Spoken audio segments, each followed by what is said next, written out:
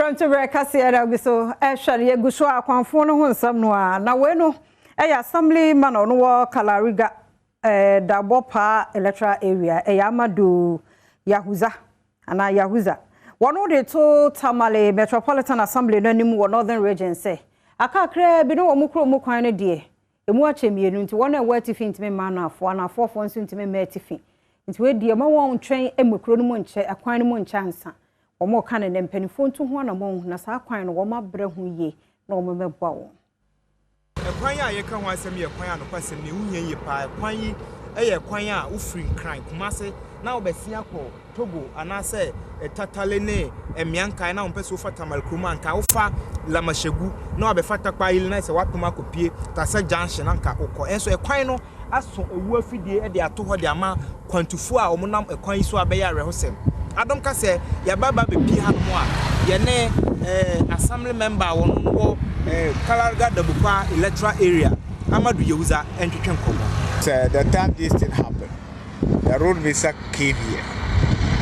So it said that after the rain, he will look for it.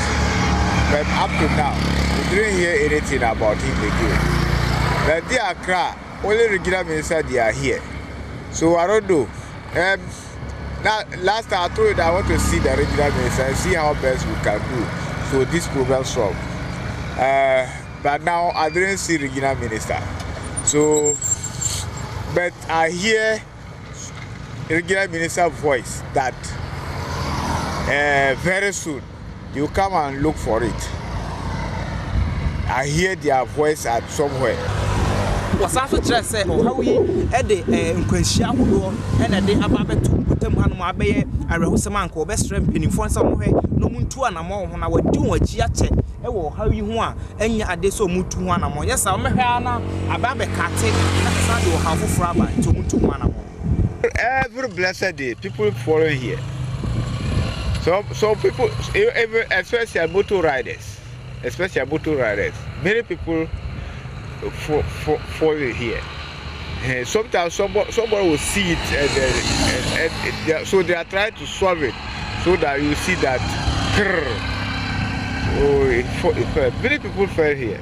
The accident is too bad. Ilyasu Abdul Raouf Dabre Adom Kasee.